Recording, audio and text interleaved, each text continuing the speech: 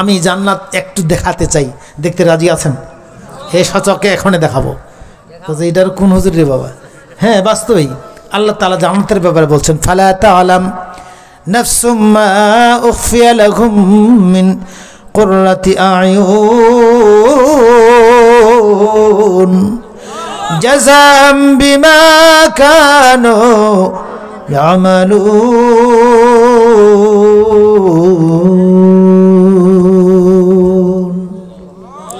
আল্লাহ রাব্বুল আলামিন বলছেন, খালাকতু বিয়াদাইয়া, পৃথিবীর সব আমি বললাম হ অমনি হয়ে যায়, মাত্র কয়েকটা জিনিসকে আমি নিজ হাত দিয়ে বানিয়েছি। পাঁচটা জিনিস, একটা হলো মানুষকে বানিয়েছি, আরেকটা হলো মানুষের উপর যে ছাদটা আছে আকাশটা, এটাকে বানিয়েছি। ওইটার ব্যাখ্যা আমি করবো না। কলম বানিয়েছি, মানুষগুলো যে জান্নাতে থাকবে এই জান্নাতটা আমি নিজে বানিয়েছি। তাহলে আল্লাহ জান্নাত বানিয়েছেন, এটা দেখি নেই, যার কারণে অনুমান করতে পারছি না।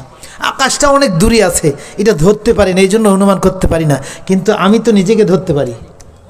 খালাকতু বিয়াদাই, তাহলে আমাকে আমি চিনতে পারলে আমি আকাশকে চিনতে পারবো, আকাশের মালিক আকাশের স্রষ্টাকে চিনতে পারবো, ওই জান্নাত যিনি বানিয়েছেন জান্নাতের স্রষ্টাকে চিনতে পারবো আমি যদি আমাকে চিনতে পারি। কথা কি বোঝা গেছে? তাহলে আল্লাহ নিজ হাত দিয়ে বানিয়েছেন, আকাশ বানিয়েছেন, মানুষ বানিয়েছেন, মানুষ যেই জান্নাতে থাকবে ওই জান্নাত বানিয়েছেন। আরেকটা হলো কলম বানিয়েছেন। তাহলে কলমের ব্যাপারে আজকে ব্যাখ্যা নয়। তাহলে আমি যদি আমাকে চিনতে পারি তাহলে আকাশ বোঝা যাবে কী জিনিস, আকাশের মালিককে চেনা যাবে, জান্নাত চেনা যাবে। এখন আমাকে আমি চিনব কিভাবে? আল্লাহ তাআলা বলছেন নিজ হাত দিয়ে আমি মানুষকে বানিয়েছি।